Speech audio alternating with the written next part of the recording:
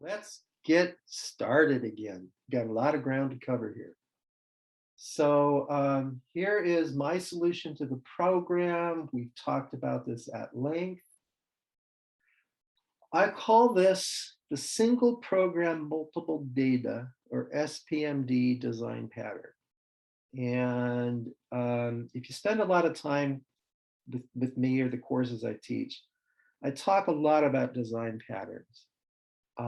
Design patterns are the fundamental algorithmic kernel you capture in your head. And I want you to think about them as you learn parallel programming, because once you master the patterns, then you can carry them from one language to the next. And it really, whether you use OpenMP or CUDA or OpenACC or SYCL or MPI or TVB, I don't care. You change the spelling of constructs, you just use the same patterns. So SPMD is what happens when you run the same program on each processing element. Each processing element takes care of a different chunk of the problem, and you split it up by using the rank, which is an ID ranging from 0 to the number of processors minus 1. So you split up the work based on the rank and based on the number of processors. If you write code with MPI, which we will talk about tomorrow, this is the pattern you use, SPMD. It is without doubt the most commonly used pattern in all of parallel programming. And I like to start with it when I teach OpenMP because it works really well in OpenMP. And we're not going to have a chance to go into it at all, but in an advanced OpenMP programming course, I show you how by using the SPMD program, I can deal with a lot of non-uniform memory architecture issues. So actually in professional quality OpenMP programs, even though I'm going to show you much easier ways to solve the problem we just did, you sometimes need to fall back on this pattern. So it's really good to know. All right, I need to, though, briefly digress. Remember, this is an introduction to parallel programming using OpenMP. There's a concept in parallel programming we have to talk about. So I want you to think about your program. It consists of a collection of independent tasks. And remember, when I say the word task, I mean very specifically a sequence of instructions and the data environment those instructions need to execute. So imagine I have n independent tasks. So I'm going to load some data and I'm going to run those independent tasks, and then I'm going to consume the results. So to a first order of approximation, the time to run that is the time to do the load, n times the number of the time for a task, plus the time to consume. And this is just a crude, simple model. Let's not get into not all tasks are going to run the same amount of time. Yeah. For this sake, assume they do. I put an average run time for a task there. And so if I'm running in parallel, it's very simple arithmetic. Time for parallel equals, well, the time for load, I didn't parallelize, but the number of tasks I did. So my runtime there is n over the number of processing elements times the tasks. Okay, so that's going to be my parallel runtime. So ideally, what I'm kind of hoping is that my runtime is directly proportional to 1 over the number of processing elements. If I double the number of processing elements, my program is going to run in half the time. That's kind of what we dream about.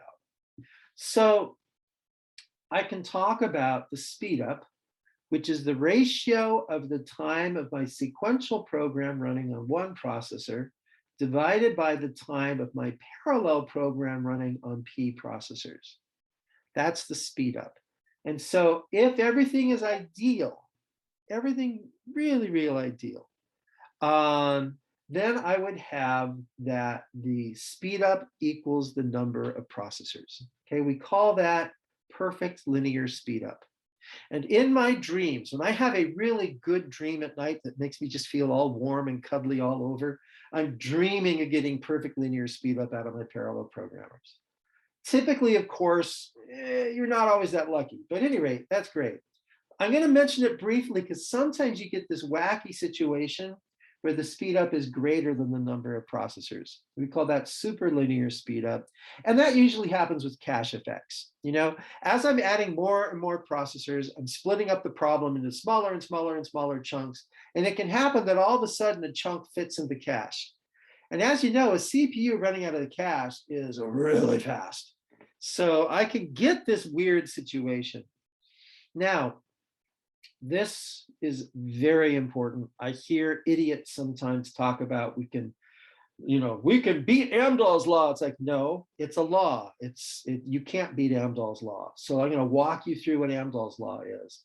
So we can take a look at what I did in the last couple slides, and you can think that the time for a parallel program equals the serial fraction of the code plus the parallel fraction over P times the time from a sequential fraction. I love talking to physicists because you'd be amazed is when you move away from the physical physicists and physical sciences, people look at an equation like this and it really throws them for a loop. So yeah, physicists rock.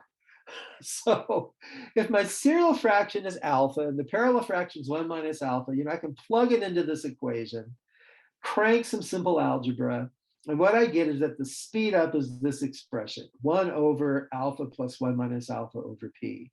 And we can say that, okay, as P goes to infinity, so imagine I can throw just an astronomical huge number of processing elements. What Amdahl's law says is the maximum possible speed up you can ever see is 1 over the serial fraction.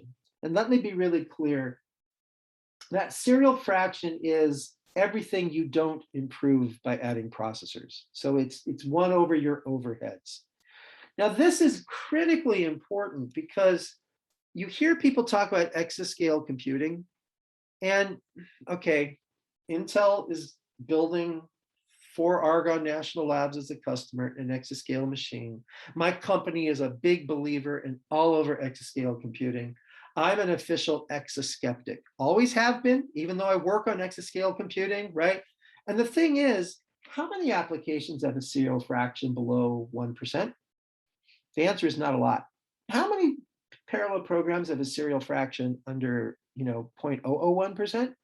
Almost none. Very, very, very, very few.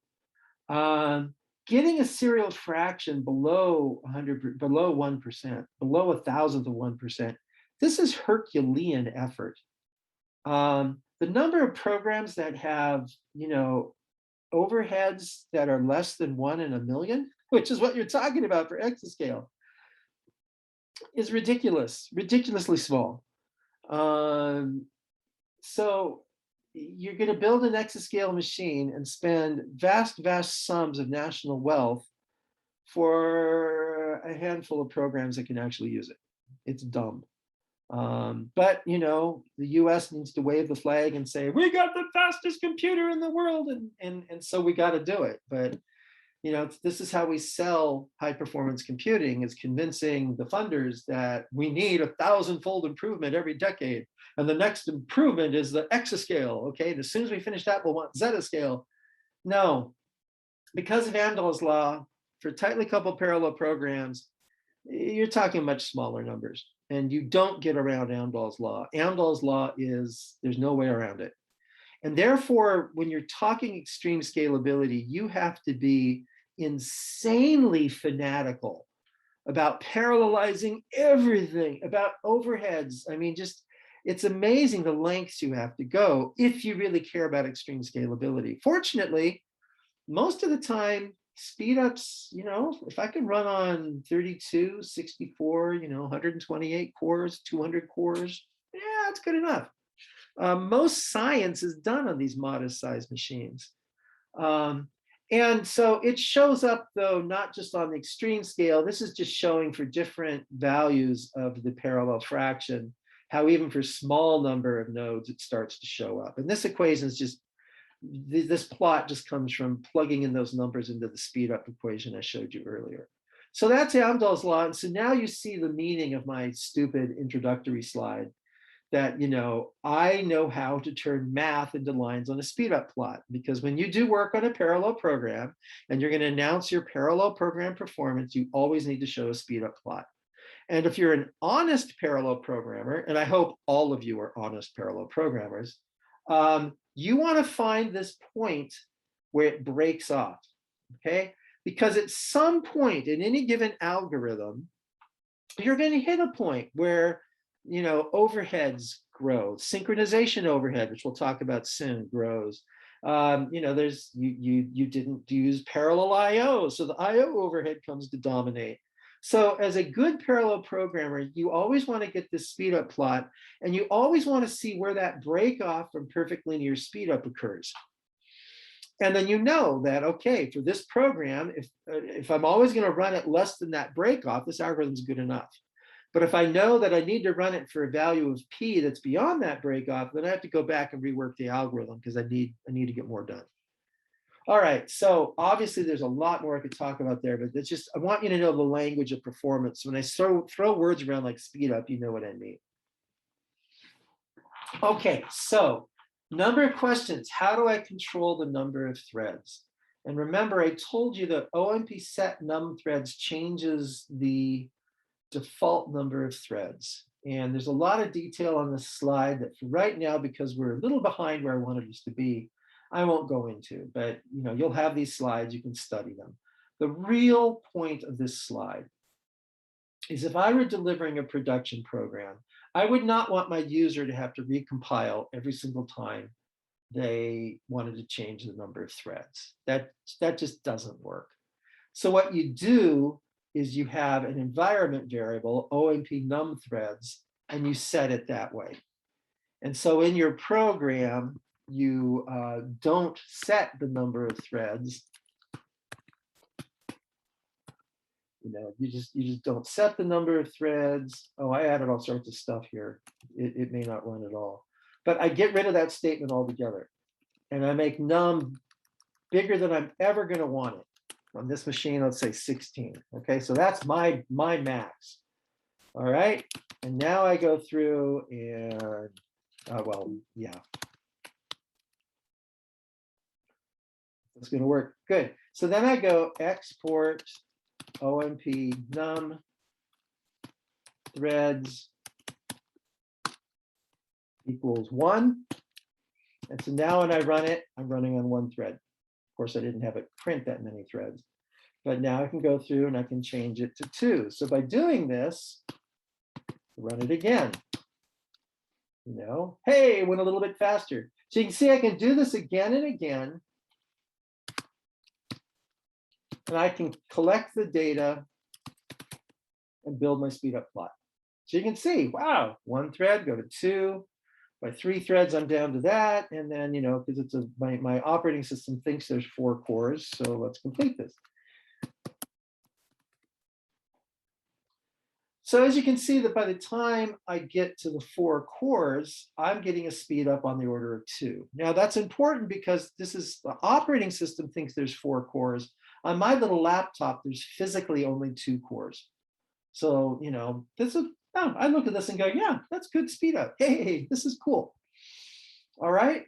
So that's how we actually work with the number of threads, is we don't set it in the program, we do it in the environment variable. Now, we're not going to do this exercise now because I want to pick up a little time. But I would then have you do what I just did, playing around with OOP num threads and running it and getting your speed up plot.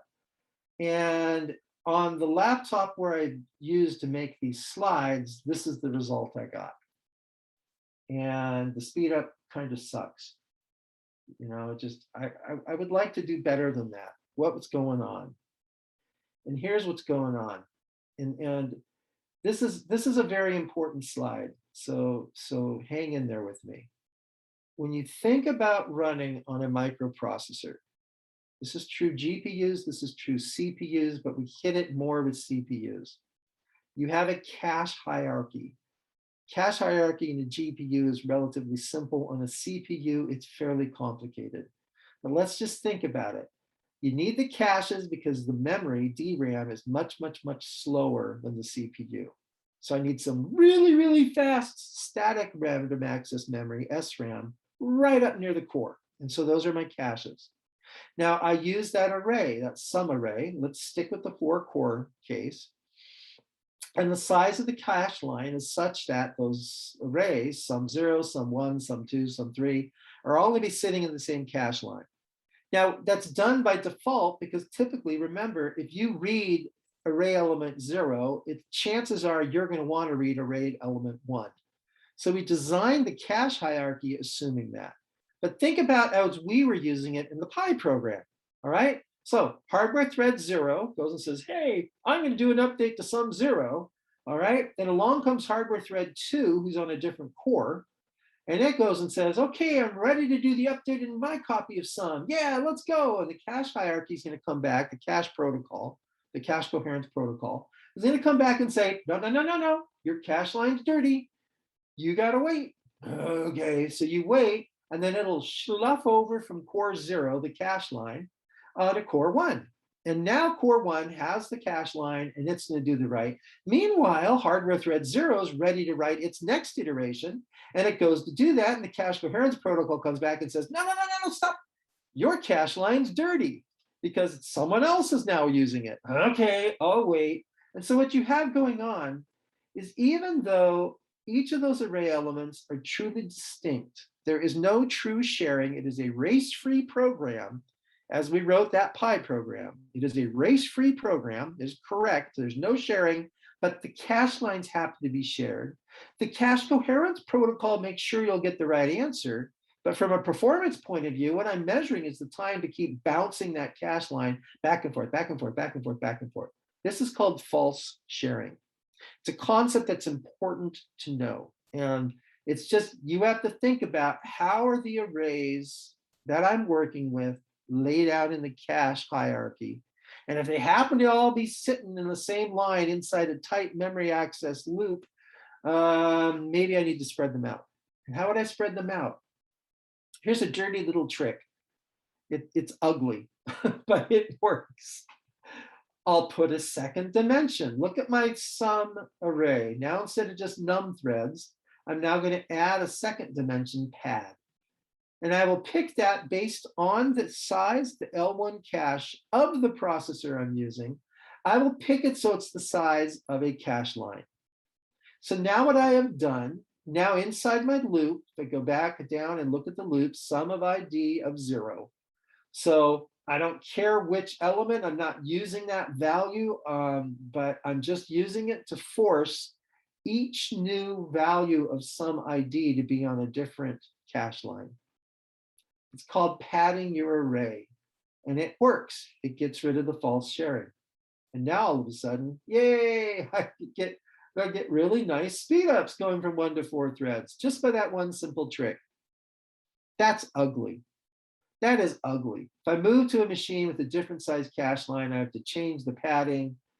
The thing is about programming is the person writes the code and the code lives longer than they do. So imagine some poor software engineer comes along and looks at this code and goes, why the hell did you put a second array there? So, I mean, this is just bad on so many levels. There's got to be a better way. And there is.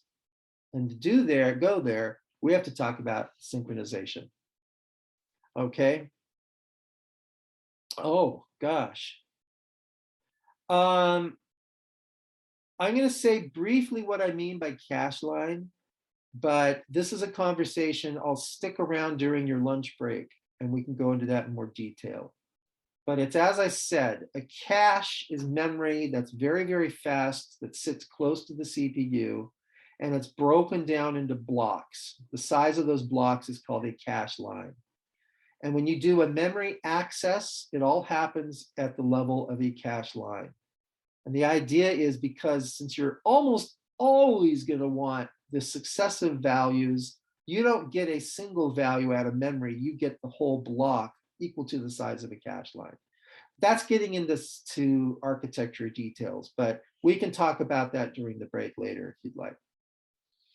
Okay. So synchronization. It is important to think about the fact that the threads are concurrent, meaning they're unordered.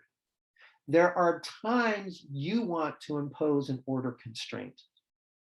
That's what synchronization is. Precisely, that's it. Synchronization defines an order constraint between threads so that you can say this thing happens before that thing. I could give a 4-hour lecture on synchronization. It can get that complicated. It really can. Fortunately for you, as you know, scientific programming people, if you were going to be writing an operating system, you would need that 4-hour lecture. But since you're not writing operating systems, you're splitting up loops and doing linear algebra, and you don't have to get into the ugly, ugly details. We can just deal the high level stuff. And most of what you need are two synchronization constructs: a critical section and a barrier. So we're going to talk about those right now. So,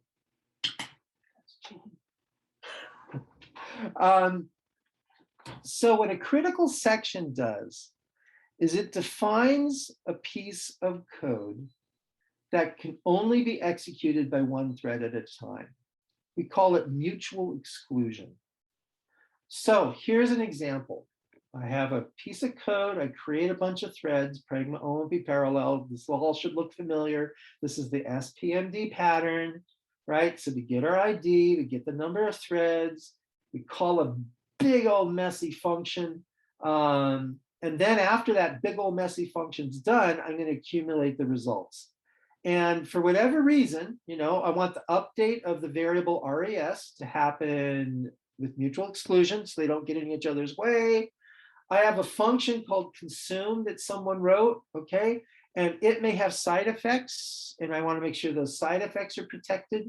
So I want to make that execution of that function, consume, taking the argument B, I want to make that protected as well. So only one thread at a time runs it. So pragma OMP critical does that. And I can put brackets so I can have multiple statements in it. Remember, in C, a block of code is equal to one statement or multiple statements between brackets. So I can make a critical section as big as I want. But remember, critical section says only one thread at a time runs the code. It serializes that piece of code. It's as non-parallel as it gets. So be careful what you put in a critical section. But this gives me mutual exclusion. The other synchronization construct is a barrier. And this one's really handy. So what it says is this defines a point in the program where every thread has to arrive before any can continue. Now there's a barrier at the end of any parallel region. I've even used the word barrier with you before, right? All the threads have to reach that closing bracket at the end of the parallel region before that initial thread can continue. So we call that an implied barrier. So there's a barrier at the end of the parallel region. But what if you want to stick barriers at other points in your program? And here's a case where you would use it.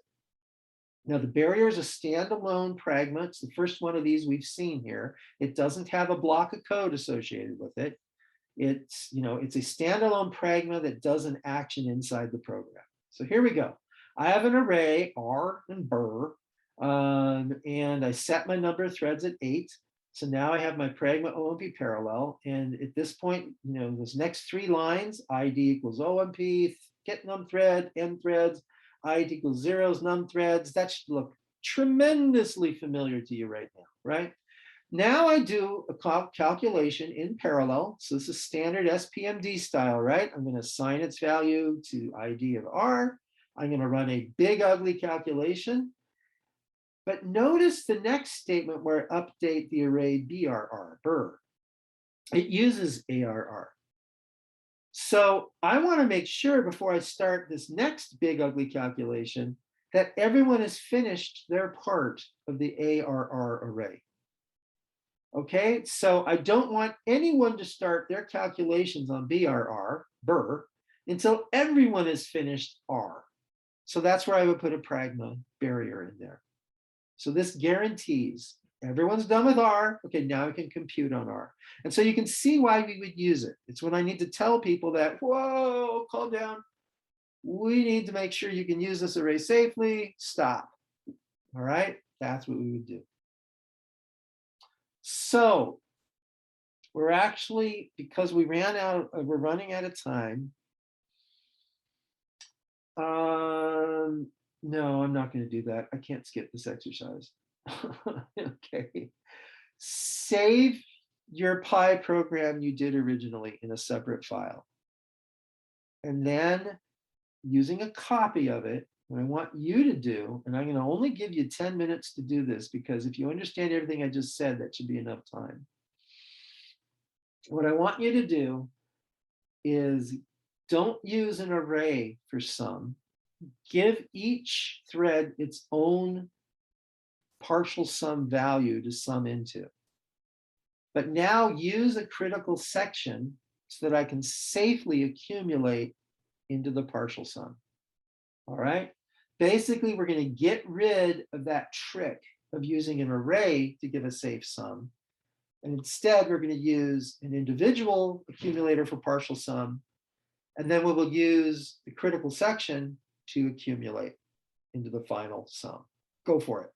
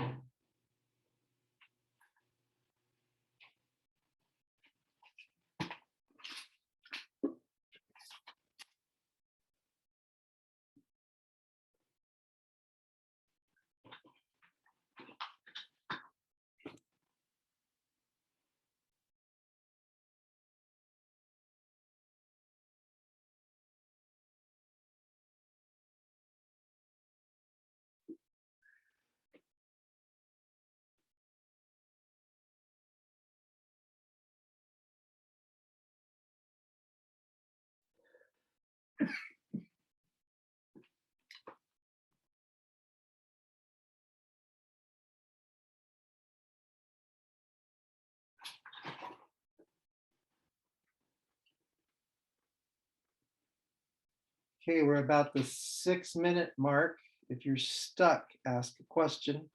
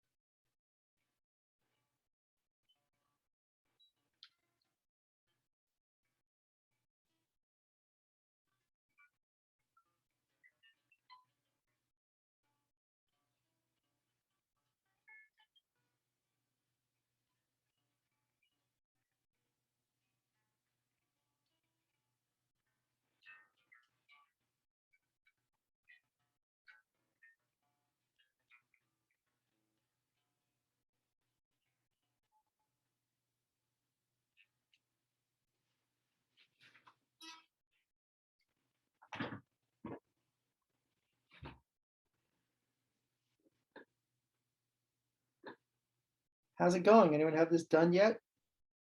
Oh, didn't know the mic picked that up. I thought I muted.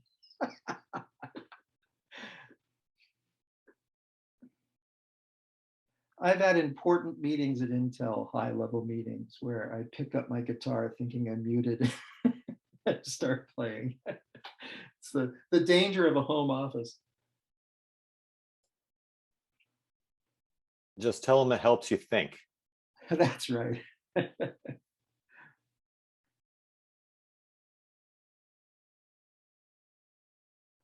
It's actually fascinating to me how many serious musicians I find in the computer science community.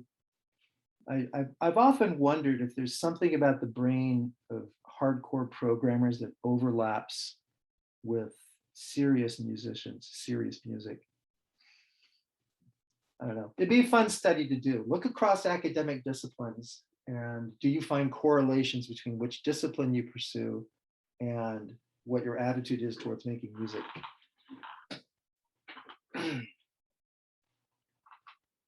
2 more minutes and I'll get started again.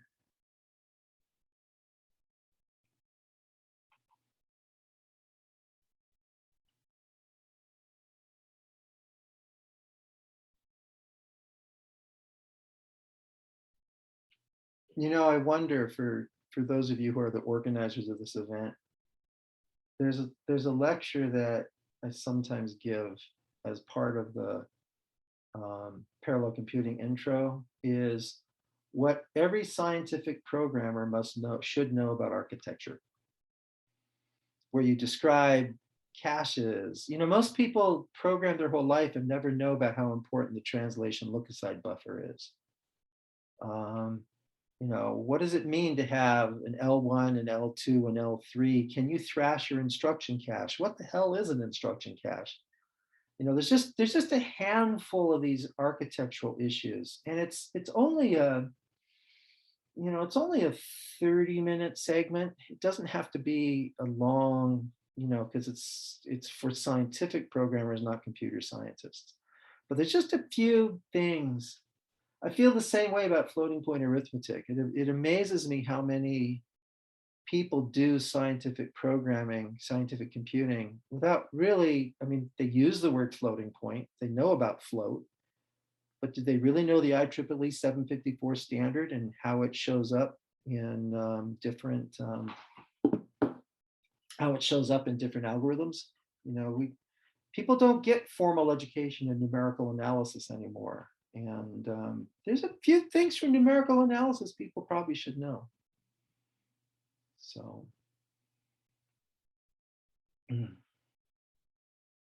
anyway, I should probably get going again. So let's go. And I'm sorry for if you're feeling rushed. What we're going to do here is we're going to get, you know, I'm going to hit the time point end I was given. And what I'm going to urge you to do is between now and the time we get together, catch up on any exercises you didn't finish. And I am going to give you a homework problem. We'll finish with an exercise, but do them between now and we get together tomorrow. So it's okay if you're a little bit behind. So, oh, get back on the screen. Okay. So here's my solution to the problem. Remember, we had this where if, you know, we took the scalar sum in our original program and we promoted it to an array. That's a common trick. Promote the sum of scalar to an array to create a way to give each thread its own piece to work on. And so what I did is I put that back to a scalar. So now it's just sum again. And I declare it inside the parallel region. So now each thread has its own copy of sum. And now it does its operation on its own copy of sum. So there's not likely that there's, well, those will not be on the same cache line. So I'm okay. Then when I get to the end of the loop, I combine it into the global copy of pi inside the critical section. Okay, that's all it takes. It's pretty cool, isn't it? No array, no false sharing. It's really nice. And if you see, if I look, I'm now running the same as that padded case. So that gives me evidence that yes, indeed, false sharing was my problem. And by using that critical section, I got rid of it. So yay, that was successful. Now, a common solution, if we walked around, if we were doing this face to face and we walked around the room and looked at everyone's solution, a subset of you did this. You put the critical section inside the loop.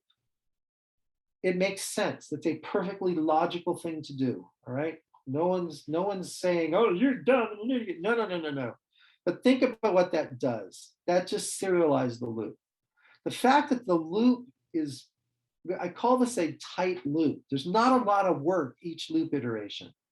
There's just what, 2, 3, 4 adds and a multiply. I mean, I'm sorry, 3 adds, a multiply, and a division. That's all there is in the loop. Okay, so each thread's just flying through its loops.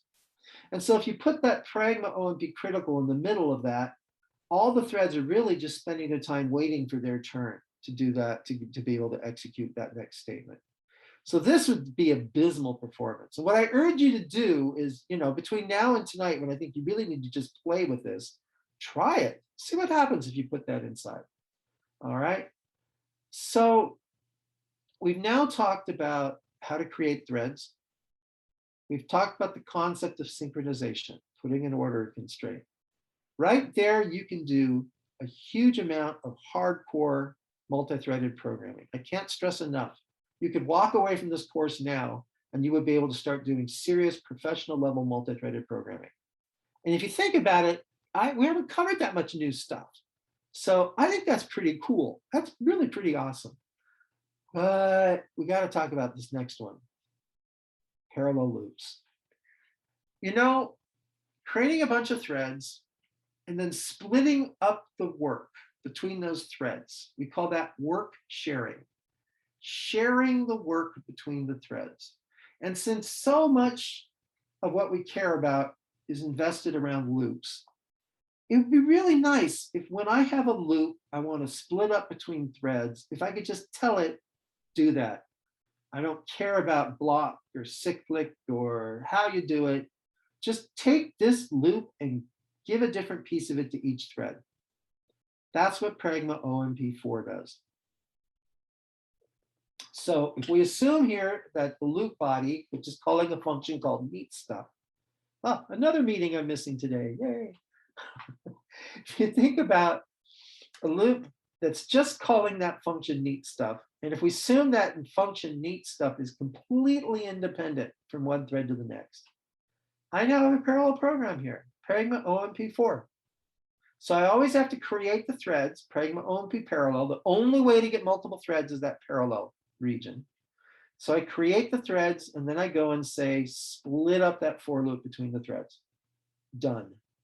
Now, I told you earlier that if you know OpenMP for C, you know OpenMP for Fortran, because the construct names are all the same. There's one exception. The loop in Fortran, since I think some of you must be Fortran programmers, I don't know if you're aware of it. When God did the simulations for creation, she used Fortran 77. So I like to point out that Fortran 77 is God's language. And in Fortran, the loop construct is not for, it's do. So if you're using OpenMP in Fortran, it would be Pragma OMP do, but then you need Pragma OMP undo. All right. And if I don't give it further information on how to, we're going to talk in a moment, but if I give it no further information for how to split up those loop iterations, it's going to do it whatever way it wants. I'm saying I don't care, just do it. I'll show you later how to, if you care, to change that. Now, at the end of a work sharing construct, of which a for loop is one, there's a few other work sharing constructs. There's an implied barrier. So let's be really clear how this will execute. Pragma OMP parallel creates threads.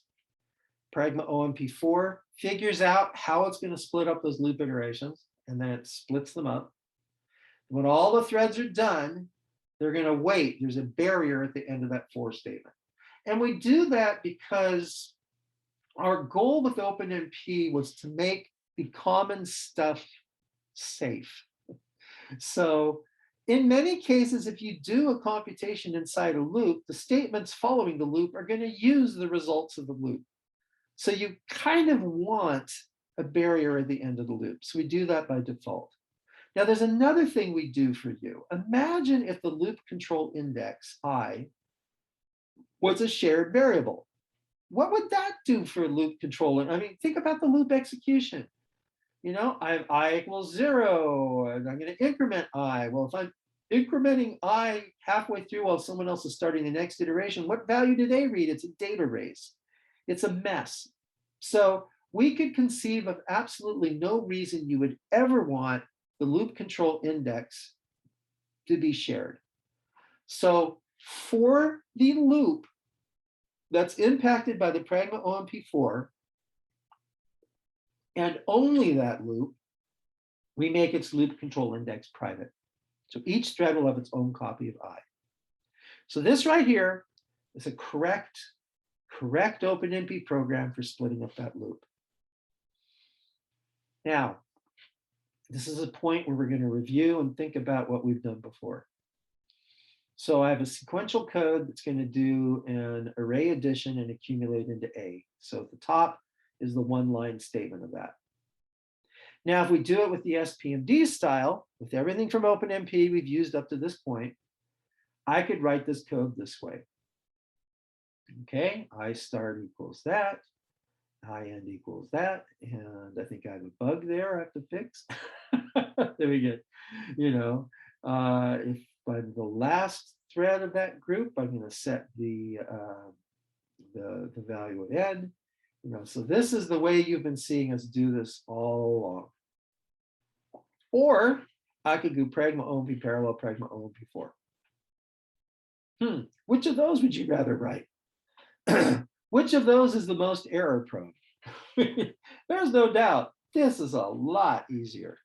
And most people working with OpenMP, this is all they learn. Pragma OMP parallel, Pragma OMP4, done. Okay. And there's a question about the definition of a cache line. As I said, when we get to the lunch break, I will stay and I will answer these architecture questions. But this is a topic of computer architecture. All right, now, there are times you want to tell the compiler how you want it to split up that loop. And so we have the ability for you to add a schedule clause.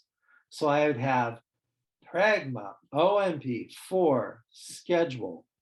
And then in schedule, you should have the type of schedule, dynamic or static, and then chunk.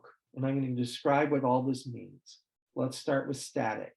So I can have Pragma OMP4 schedule static. And what that's going to do is if I don't have chunk, because it's an optional parameter, what it's going to do is it's going to create one block of loop iterations per thread and then assign it to each thread. Okay? So one, and they will be contiguous loop iterations. So we'll get one chunk per thread. So that's pretty much what this case here is doing. All right, this is doing the equivalent of Pragma OMP schedule static with no chunk size. But if I give it a chunk size, and I will often do this maybe to help block my iterations around the size of the memory hierarchy, sizes in the memory hierarchy.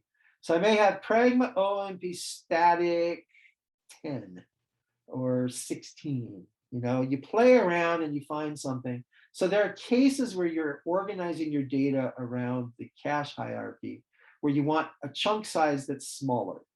No problem. What it will do is we'll break the loop iterations up into blocks of size chunk and then deal those out like a deck of cards. That's cyclic distribution. So one thread gets the first chunk, the next thread gets the second chunk, and you just then, when you're done with your chunk, you get the chunk incremented by the number of threads. So you go through exactly like that cyclic distribution, but instead of dealing out individual loop iterations, you're dealing out blocks of size chunk. And all of the logic for supporting the static schedule can be done at compile time.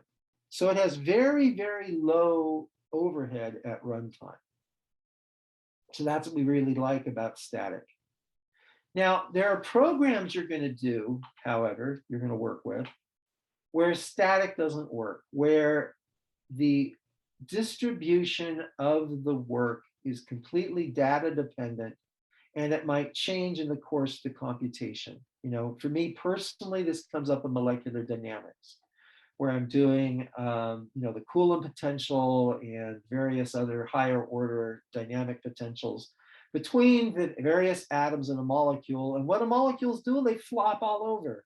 So the neighborhood of any given atom changes as a function of time. So any fixed distribution of chunks, if I'm chunking my loop is over atoms, any given fixed distribution is guaranteed to be wrong at some point later in the computation. So this is where it's like, no, I want to dynamically assign those loop iterations. How do I do that?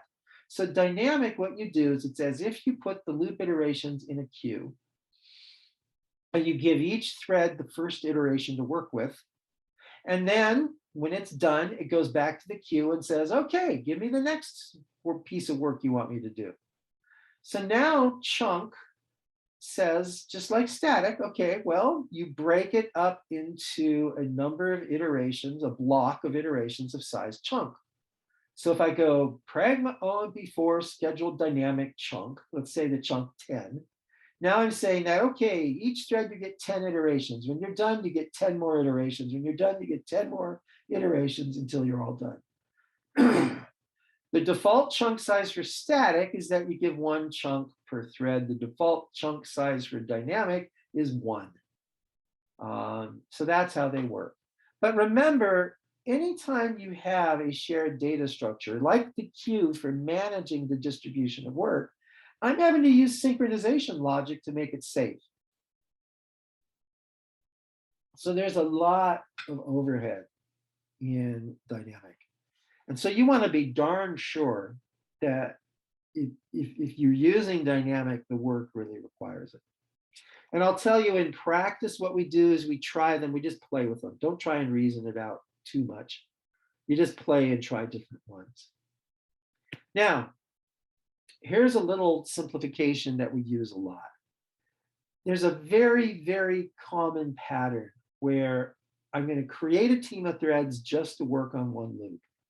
So I have to go pragma OMP parallel and then pragma OMP 4. That's kind of clunky. Why can't I combine them? And yes, indeed, I can.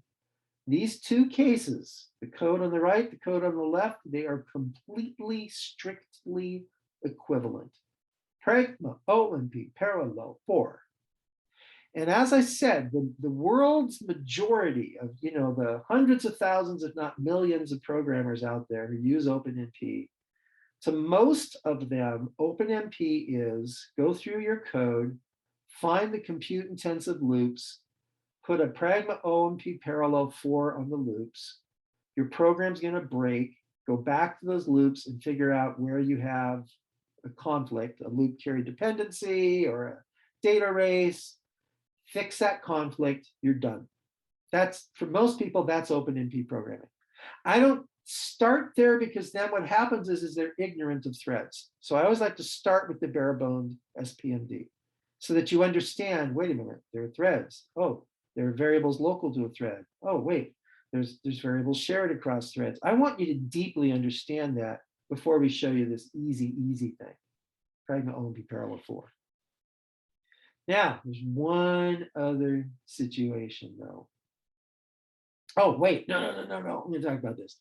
So I go through and I look at my program and I look at my loop, and let's say I recognize that this loop right here, for I equals 0, I less than max, element of A equals big function call. And then I increment J and go back and again. Okay, I now have a loop carry dependence between J. So you have to go through and you have to look at where are the loop carry dependencies and then shift your logic to get rid of the loop carry dependencies. You want to make those loops so the iterations are independent and so they can execute in any order. In fact, I'll tell you a real common debugging trick is what if I start the loop I equals max, I greater than 0, I minus minus. In other words, run through the loop in reverse. If your serial program loop gives you the same answer running forward and running in reverse, you probably have an independent loop. And you may go and say, wait a minute, man, this is easy. You can just tell by inspection. Yeah. Imagine your loop is 10 pages of source code of text. And inside that 10 pages of text, you're calling, 50 different functions. I'm sorry, you can't always get there by inspection. So, these tricks of testing it out are actually really useful sometimes. So you want your loops so that you get the right answer, even if they run forward or run in reverse. You want to make sure there are no loop carry dependencies. And here's a common situation removing a loop carry dependence. I have j plus equals 2. Well, I can compute that with a function of I. So, j equals 5, and then I increment it by 2 for each count. So if I go j equals 5 plus 2 times I plus 1, now I don't have a loop carry dependence. Oh, Vincent asked an important question that I want to make sure you understand.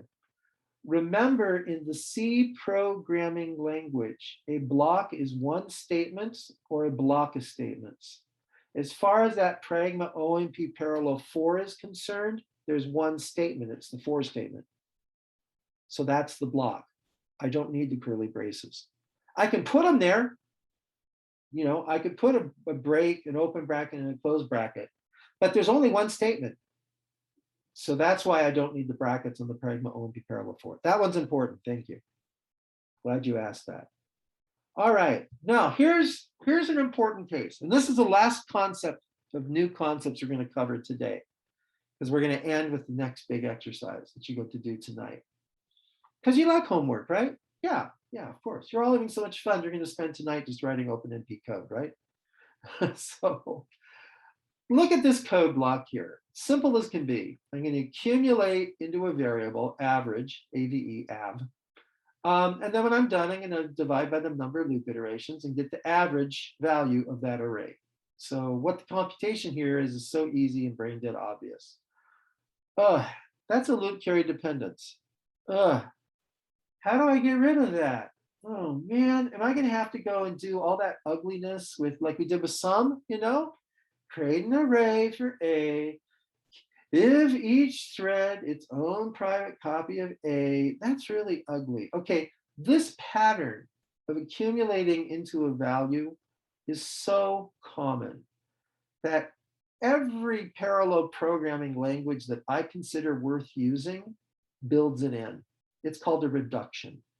So I'm reducing a bunch of values, like from an array or from something else, I'm reducing them into a single value. It's called a reduction. And this is so common. Any kind of programming environment that's worth using has it built in. And so does OpenMP. So OpenMP has a reduction clause. So I'd have pragma, OMP, parallel, for, reduction. So let me explain what reduction does. And this explanation is going to seem kind of involved compared to what it's brain dead obvious what I'm doing, right? Yeah, well, it can get tricky. Let me explain. So the syntax is reduction, then you give an operator, then a colon, then a list. And that's a list of variables. Those variables are the reduction variable. So, I can have multiple variables in my reduction clause. So inside the parallel region, or the work sharing construct, I can put this on a parallel or I can put it on a work sharing construct. So inside the construct, the compiler will give you a local copy of each variable in the list. Local meaning it's private to each thread. So now every thread will have its own copy of a variable called av. It will initialize that variable based on the identity of the operator. And we all know that the identity of plus is 0. If it was multiply, if my op was multiply instead of plus, what would the variable equal? And now I would look around everyone and I'd wave my arms and everyone would yell out 1, just to make sure people understand what the word identity means, right?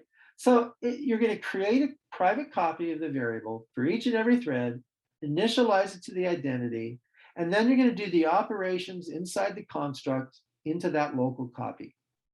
When you hit the barrier at the end of that construct, you will combine all those local copies using that operator. All right, so inside the loop over an average, every thread's going to have its own private copy of average. It'll do its share of that accumulation. And then when you get to that curly bracket at the end of the loop, we have an implied barrier. Remember I mentioned that? And then I will now use that operator plus to combine them all. Then when I am done, phew, come on, aren't we done yet? No. Then when I am done with that, I will use that operator to combine it with the global value, the original value. Okay, what do I mean? We have to have the variable shared to start with. It has to exist after the construct. I initialize it to 0. So now I'm going to do all that work inside the loop. I'm going to do the independent values of AVE. I'm going to combine them to have a global value of AVE. I will then add that to the value of AVE, which in this case I said is 0. Okay? So if this value, keep in mind, it's 0. If we're doing the average, it should be 0, but I could have it some other value. It's a well-defined operation still, is the point I'm trying to make. Now, there's a delicious subtlety here. It's amazing the different ways you can use this reduction. Because notice in the definition I gave you, at no point did I say anything about it using the reduction operator inside the loop. Inside the loop, I don't care what you do with AVE. I could care less, okay? It's called AVE, but it doesn't have to be an average. So I can pass it to functions, I can multiply it, I can, use it in a sign and assign to it. I can do crazy stuff to it. I don't care. That operator on the reduction clause just tells me how am I going to initialize it?